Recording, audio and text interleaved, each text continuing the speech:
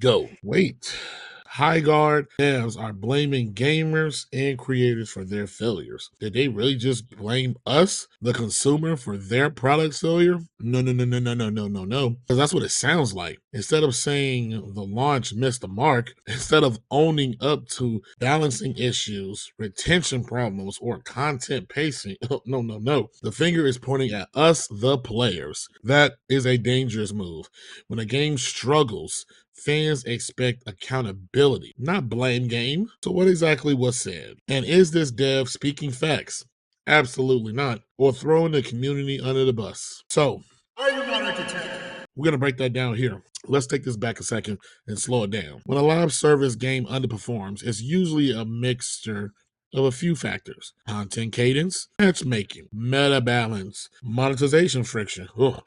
Competition in a genre. There is a lot of that. But blaming players shifts the narrative completely. Own up to your own mistakes. It implies the game didn't fail the audience. The audience failed the game. And that is just not what's happening here, baby. Now, to be fair, sometimes communities can be toxic.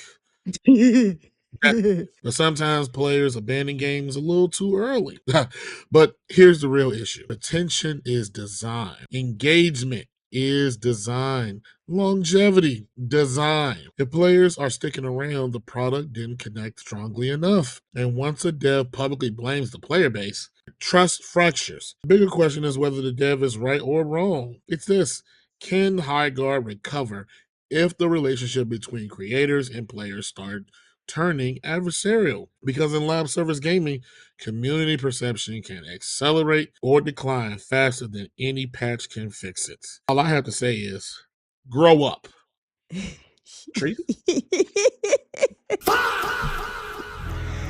Hey, listen, there is no recovery for Highguard. It's reached into that rage bait, clickbait type atmosphere. And then it just, I don't think it ever recovered from being the closer at the Game Awards, which is, like my cousin reported in the last video, is a very coveted and high regard position in the Game Awards. For this to been the closer, the amount of rage it generated, and rightfully so, because I don't care what the old dude that runs the Game Awards, he did not care about this game. He does not like this game, because there's no way you would have played this content and thought of this game being in high regard. In no way. And that's no pun on Highguard.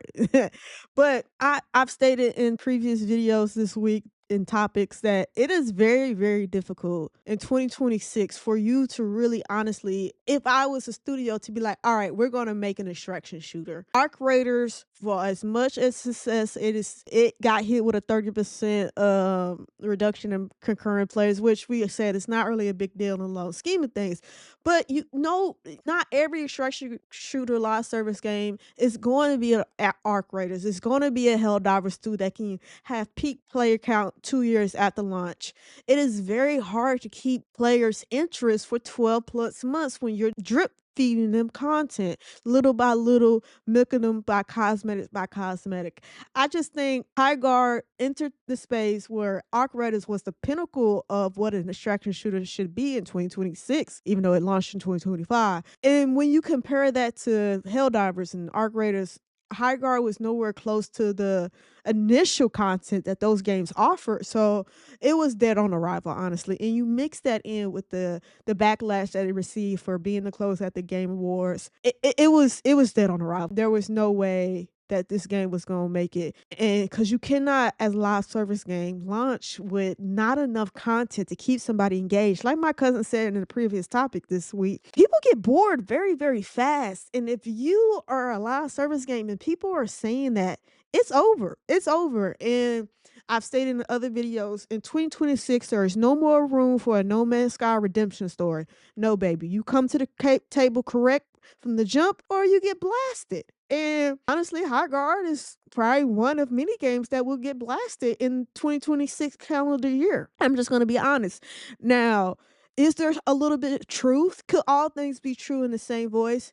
Yes, a lot of people did jump on the bandwagon. Rage bait is a very, very real thing. But was it uncalled for? No. I don't think so. I think no, you close out, and then you went radio silence too after people start rage baiting that you was the closer, and you didn't really correct any of the narrative in the meantime, and then you just launched. Like, I don't know what the studio expected. And I think it's just another thing in 2026. These studios are delusional. Their expectation is so out of whack. Listen, there is no more room for a No Man's Sky. Let me just paint that and put that out into the universe for any studio. Not saying that they'll listen to this video, but baby, there ain't no room for you to misfire, especially if you're a live service game. How you start is nonsense. How you gonna fade, and you're gonna go gently into that good night. And I think Highguard was just a mix of everything you could possibly do wrong in a live service game. They had a backlash from the Game Awards. They went radio silence. They didn't correct none of the narrative, and then it launched with very missing content and not a lot of things to do, and people got bored fast. And when you got that combination, there's no way you're going to make it as a live service game. Not in 2026. I don't have much to add on to that. You pretty much said it all.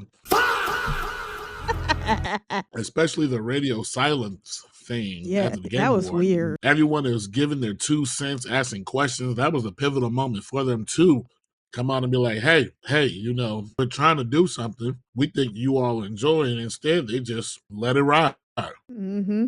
We are in a state of fatigue when it comes to these live service. And then they're free to play. That's just a lot. Yeah. You didn't ask for money up front. You asked for money later on. And that still wasn't good enough. Yeah. But people are they're fed up with this slop, this nickel and diming and being strung along. People want their highly polished, creative, narrative-driven games. Yeah. There are even some games that their story, questionable.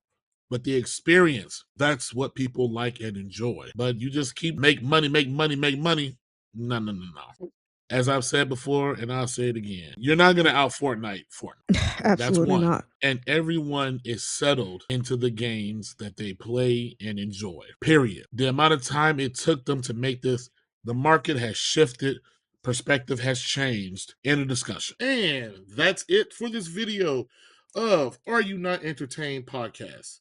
Thanks for hanging out with us. Don't forget to like, comment, subscribe, and hit that bell so you'll never miss our next hot take. Until next time, Are You Not Entertained?